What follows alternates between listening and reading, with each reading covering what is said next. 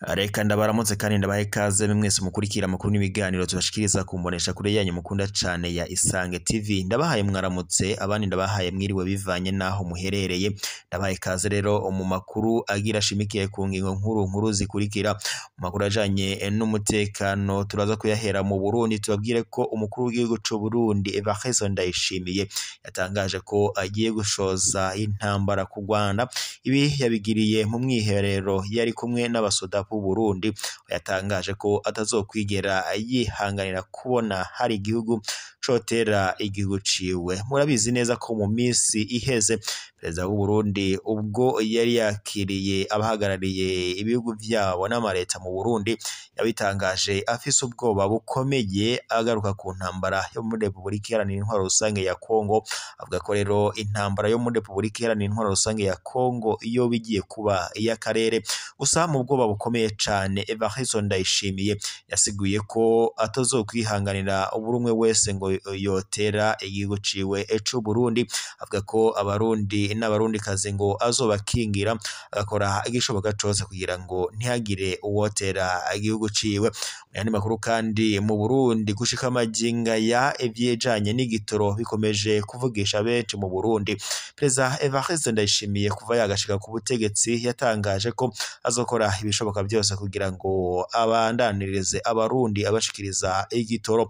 Gusa gushika amaginga ya ivy'igitoro vyabaye agaterera nzamba mu Burundi, bakomeje kwidoga ko batazotora abo mu mugambwe CNDD FDD kubera ko atakintu na kimwe Evariste Ndayishimiye yoba yarabamariye. Bavuga ko kugeshika amaginga ya atakintu na kimwe yokoreye abarundi, ndetse bakavuga ko nta wundi yoko yakagombye kuba yabazwa izo nshingano zo kuba atakintu na kimwe yoba yaramariye abarundi. Turaza kunyarukira muri Repubulika Iharanira Intwaro Rusange ya Kongo. Muri Repubulika Iharanira Intwaro Rusange ya Kongo, imigwano irabandanyije hagati y'igisoda c'u Burundi ndetse n'igisoda ca Repubulika Iharanira Intwaro Rusange ya Kongo, ndetse bari kumwe nabo bafadikanyije, harimo ingabo za MONUSCO, ingabo za SADC, imitwe yihurije mu cyo yise Wazalendo ndetse n'imitwe ya FDLR. Urugamba rero rumaze iminsi vyumvikana mu buseruko bwa Repubulika Iharanira Intwaro Rusange ya Kongo, ari nako ndetse abasoda b'u Burundi bakomeza kuhasiga ubuzima. Namakuru menshi cane rero, uhagarariye canke se urongoye ujya muhari M23 ariwe Colonel Nanga yatangaje ko atazokwigera na rimwe ahagarika imigwano gushika igihe bazoshikira Kinshasa, ndetse ngo bakazoca bakuraho ubutegetsi burongowe na Perezida Antoine Félix Tshisekedi Tshilombo. Mu makungu rero vyateje impagarara, amareta yahagurutse. Perezida Evariste Ndayishimiye yifadikanyije na Perezida wa Repubulika Iharanira Intwaro Rusange ya Kongo Antoine Félix Tshisekedi Tshilombo, bavuga ko bazokora ibishoboka byose kugira birukane ujya muhari wa M23 uri mu buseruko bwa Repubulika Iharanira Intwaro Rusange ya Kongo. Umuvugizi wa M23 mu bya politiki Lawrence Kanyuka nawe yatangaje ko atazokwigera bahagarara namba kuzogeza abashitse Kinshasa bagakuraho ubutegetsi bwa Antoine Félix Tshisekedi Tshilombo, kuko bashikiriza bavuga ko kuva yagashika ku butegetsi atakintu namba yigeze akorera abanyekongo. Antoine Félix Tshisekedi Tshilombo yifadikanije na Perezida w'u Burundi Evariste Ndayishimiye bamye bitotomba ko bazotera u Rwanda. Namakuru bashikirije ubwo bahuraga muri Repubulika Iharanira Intwaro Rusange ya Kongo. Uyu mugenzi we Evariste Ndayishimiye ubwo yari yamugendeye nyene mu gihugu ca Kongo, ari nabwo yaciye basinyana amasezerano ko azomuha abasoda bakazomufasha kugwanya ujya muhari wa M23. Gusa amakuru twashikirijwe n'amasoko yacu ngaho muri Repubulika Iharanira Intwaro Rusange ya Kongo yadushikiriza ko abasoda abo Burundi bari muri Repubulika Iharanira Intwaro Rusange ya Kongo, by'umwihariko mu buseruko bw'ico gihugu ihugu ibintu bitifashe neza kuko ngo bakomeje kugandagurirwa ku rugamba. Evariste Ndayishimiye abarundi babandanya bamwidogera bakavuga ko atakintu kizima na kimwe yoba yaramariye abarundi n'abarundikazi uretse ngo kujyana abana b'igihugu guhonera muri Repubulika Iharanira Intwaro Rusange ya Kongo. Evariste Ndayishimiye ndetse na Antoine Félix Tshisekedi Tshilombo bivuga ko ubu bafisanye umugambi karundura udasanzwe wo kuba Evariste Ndayishimiye agomba kubohereza abasoda barwanya umuhari wa M23 maze Evariste nawe bakamuhereza amadolari ndetse n'amabuye y'agaciro nk'inzahabu bivanywe muri Repubulika Iharanira Intwaro Rusange ya Kongo. Ni ibintu rero biteye ishavu ku barundi, ni ibintu bibaje cyane ndetse abarundi bariko baranabyidogera mu bihe bidasanzwe.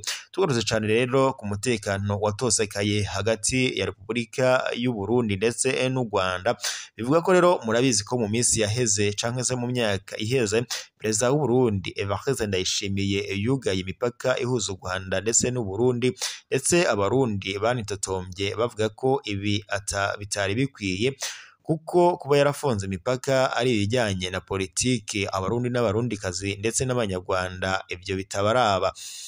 Nkuko rero Perezida w'u Burundi yamye yitotomba ko ngo u Rwanda goba rufasha umuhari wa Red Tabara kugaba ibitero mu Burundi, gusa ibi leta y'u Rwanda yakomeje kubihakana yivuye inyuma mu bihe bitandukanye.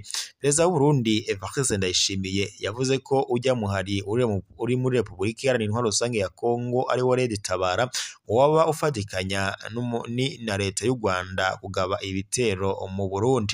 Gusa Perezida w'u Rwanda Paul Kagame we yahakanye ibi byose yivuye inyuma, avuga ko ataho bahurira n'umujya muhari wa Red Tabara.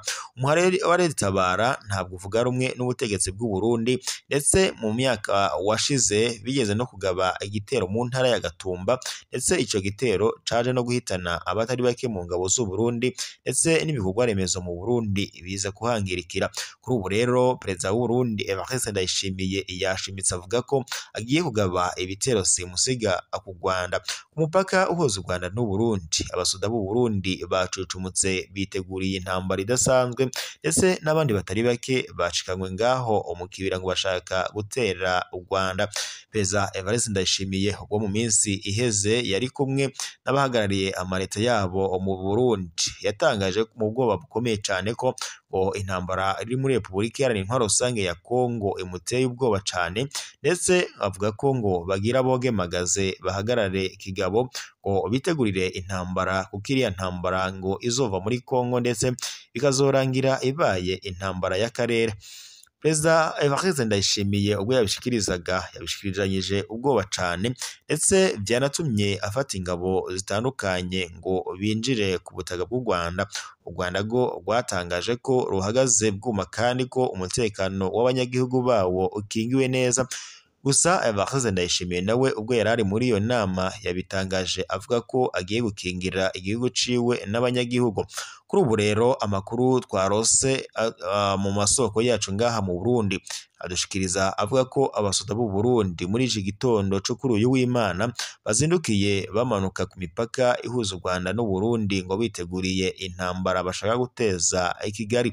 Mu yandi makuru tunyarukiye mu makuru ajanye n'igitoro mu Burundi, Perezida Evariste Ndayishimiye murabizi ko arimo mu minsi iheze mu minsi iza ari mu baza kwitoza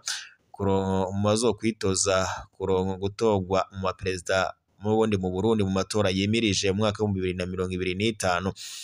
Gusa abarundi n'abarundikazi bakomeje kwidoga bavuga ko igitoro cabaye ingume mu Burundi. Mu minsi iheze abarundi baratanze ntaye bagira bati Perezida Evariste Ndayishimiye kuva yagashika ku butegetsi mu Burundi igitoro cakomeje kubura. Ubu turi kwibaza mu gihe cyo kwitoza mbese imiduga isokoresha iki ko tubona igitoro gikomeje kuba ikibazo mu Burundi. Evariste Ndayishimiye kuva yagashika ku butegetsi mu Burundi yatangaje ko azofasha abarundi kuva mu bibazo by'ubukene ndetse n'ibindi byose bihanze Burundi. Gusa gushika amaginga ya abarundi baridoga ko Evariste Ndayishimiye ari we yo barimo aranyonora amatungo y'igihugu mu Burundi. Mu minsi iheze Evariste Ndayishimiye ubwo yitozaga n'ubundi ngo kurongora igihugu nyene mu myaka yaheze yavugaga ko azofasha abarundi kubakemurira ibibazo byose bibahanze.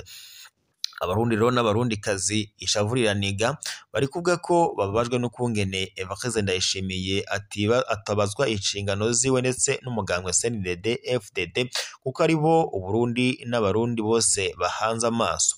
Umugambwe CNDD FDD naho rero injyane zongeye kwaduka. Umugambwe CNDD FDD bariko barinubira ukungene umunyamabanga mukuru w'umugambwe CNDD FDD Reveriyano Ndikuriyo mu gihe yoherezwaga mu bitaro ya muri Kenya kuvurirwayo, aho bavugaga ko ngo yoba yaragwaye ingwara y'igisukari. Gusa abandi barundi n'abarundikazi bakidoga bavuga ko ngo yoba yarahawe ishano n'umutamukanyi w'umukuru w'igihugu Angeline Ndayishimiye. Mu makuru rero yatohojwe n'amasoko yacu ubwo yoherezwaga i Dubai iriya mu bitaro by'Abarabu, bivuga ko ngo yoba yaragandagwa canke se yoba yaramaze kwitaba Imana. Gusa muri leta y'u Burundi abanyapolitike bakomeye ngo bakaba bakomeje gukoresha uruyeri rukomeye bahisha niba koko uyu munyamabanga mukuru w'umugambwe CNDD FDD yaba yaritavye Imana. Gusa amasoko yacu yatohoje byinshi mu mugambwe CNDD FDD atoborera ko injyane zongeye kwaduka hagati y'aba CNDD FDD, ndetse bakanavuga ko Perezida Evariste Ndayishimiye atazongera kwitoza mu kindi kiringo cyo kurongora Uburundi bivanye nuko atakintu kizima na kimwe ngo yoba arimo arakorera abarundi n'abarundikazi. Evariste Ndayishimiye yama avuga kenshi mu kumbuga ngurukana bumenyi avuga ko ngo Uburundi coba ari co gihugu ciza ndetse ngo kimeze nko Edeni ivugwa muri Bibiliya. Abarundi n'abarundikazi barahanzwe n'ikibazo cy'inzara cane, ubukene bwibonekeza mu ntara zitandukanye mu Burundi. Gusa Evariste Ndayishimiye urongora Uburundi nta kintu na kimwe avuga ko Burundi atakibazo namba bufise. Gusa abarabira hafi ibya politike mu Burundi bavuga ko Evariste Ndayishimiye ngo yoba afise uruyeri rwo kunyereza imitungo ndetse n'itunga ry'u Burundi. Angeline Ndayishimiye nawe baramutunga agatoke bakavuga ko ari muri bamwe mu bakenyezi b'abanyagihugu cyangwa se b'abaperezida barongoye Uburundi ngo yoba asesagura cyangwa se akoresha itunga ry'u Burundi nabi nko kugira ingendo zitandukanye. Evariste Ndayishimiye n'umutambukanyi we baravuga ko amabi menshi cyane mu Burundi, aho rero babagiriza kuba atakintu na kimwe kizima bariko barafasha Uburundi. Evariste Ndayishimiye rero kuri ubu aravuga ko ahagaze magabo, aho yamaze gushikana ingabo zitari nkeya ku mupaka w'u Rwanda n'u Burundi muri iki gitondo cyo kuri uyu w'Imana. Avuga ko yiteguriye urugamba rukomeye hagati y'igisoda c'u Rwanda ndetse n'u Burundi, akavuga ko atazokwihanganira buri umwe wese ngo yogaba ibitero ku Barundi n'abarundikazi. Umutekano wapanuwe ku mupaka w'u Rwanda n'u Burundi. Ibi rero bikaba bizindutse Evariste Ndayishimiye yiyambariye imyambaro y'igisoda n'abasoda batari bakeyi, avuga ko urwo rugamba agiye kuba yorwigwanira. N'amakuru rero adushikiye n'amakuru duhawe n'amasoko yacu ngaha mu Burundi yabashije kuba yegereye umukuru w'igihugu ndetse n'igisoda mu Burundi. Evariste Ndayishimiye afise ubwoba budasanzwe ubwo yabishikirizaga mu nama yo ku munsi wa gatanu. Yabishikirije avuga ko ashimitse ndetse atazokwihanganira umwe wese uyogaba igitero ku Burundi. Perezida Evariste Ndayishimiye afise ubwoba bw'umuhari Red Tabara uri muri Repubulika Iharanira Intwaro Rusange ya Kongo. Umugwi wa Red Tabara ntuvuga rumwe n'ubutegetsi bw'u Burundi ndetse ukanidoga uvuga ko udahabwa umwanya ndetse n'uburenganzira muri leta, kandi ari abarundi n'abarundikazi bakidotomba bavuga ko bagizwe impunzi kandi ari abarundi ndetse bavukiye mu gihugu cabo c'amavuko c'u Burundi.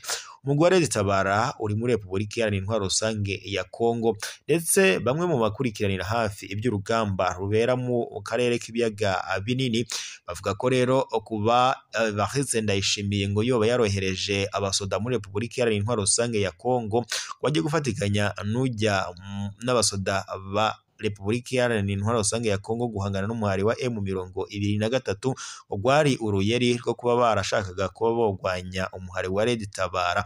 Muri Repubulika Iharanira Intwaro Rusange ya Kongo abasoda b'u Burundi bo bakomeje guhonera ku rugamba.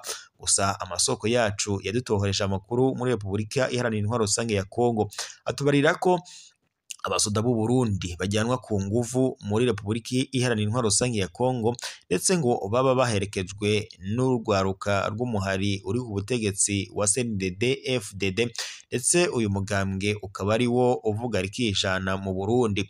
Bavuga ko rero ngo bamwe bajabuka nijoro banyuze ku ruzi rwa Rusizi ya kabiri, ndetse ngo bagaca bambuka bakajya muri Repubulika Iharanira Intwaro Rusange ya Kongo. Repubulika Iharanira Intwaro Rusange ya Kongo ivugwamo imihari myinshi cane, ndetse kuri ubu ngubu irimo irateza injyane mu bice bitandukanye nko mu buseruko ndetse bwa Repubulika Iharanira Intwaro Rusange ya Kongo, mu ntara ya Kivu y'Amajyaruguru muri iki gihugu. Perezida Antoine Felix Tshisekedi Tshilombo yari yatangaje ko ngo mubwo azongera kugira ikindi kiringo co kuyobora Repubulika Iharanira Intwaro Rusange ya Kongo, azafasha abanyekongo kurwanya imihari yose ikorera muri ico gihugu. Gusa gushika maginga ya abanyekongo baridoga mu gahinda ntangere, bavuga ko Antoine Felix Tshisekedi Tshilombo yananiwe no gukemura ibibazo by'intambara mu buseruko bwa Repubulika Iharanira Intwaro Rusange ya Kongo. Mu minsi iheze ubwo habaga inama y'umuryango wa Afurika y'ubuseruko, yatangaje ko yasabye Antoine Felix Tshisekedi Tshilombo kuba yogirana ibiganiro n'ujya muhari wa M23. Antoine Felix Tshisekedi Tshilombo ashimitse yatangaje ko atazokwigira na rimwe ajya mu biganiro n'ujya muhari wa M23, avuga ko ahubwo agiye gutanguza urugamba rukomeye cyane kujya muhari, ndetse akazowirukana ukavanwa muri Repubulika Iharanira Intwaro Rusange ya Kongo.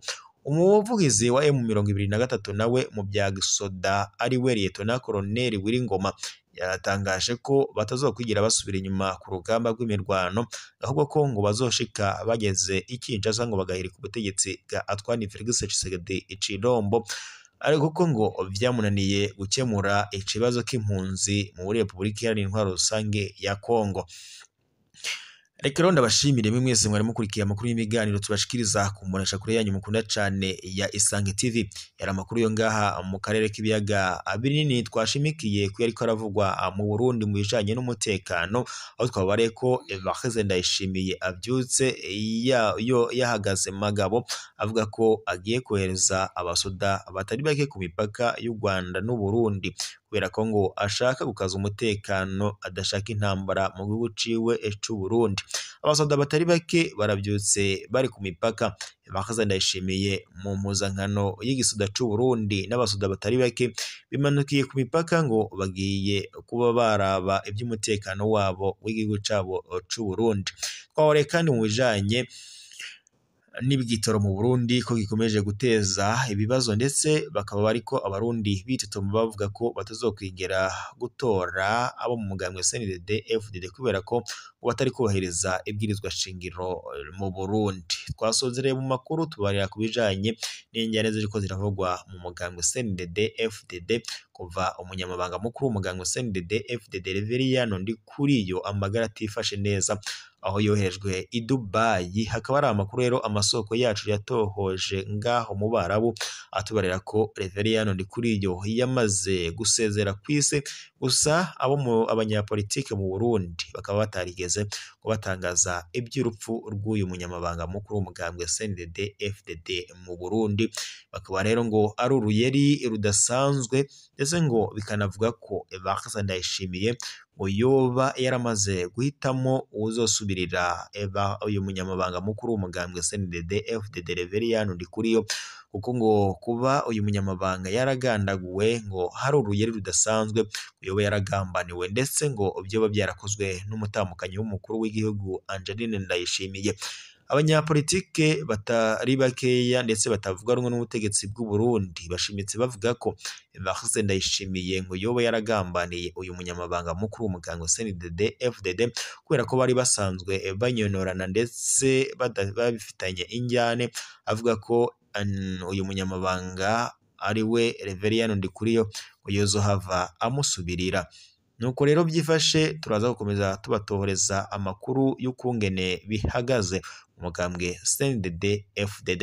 Ndabashimiye, nimukomeze kugira amahoro, umunsi w'Imana mwiza, abajya gusenga mugende amakuru yacu yo nagasaga mukande sabone canke partage maze muze muraba ba mbere kubona amakuru n'ibiganiro tubashikiriza ku mbonesha kure yanyu mukunda cane ya Isange TV.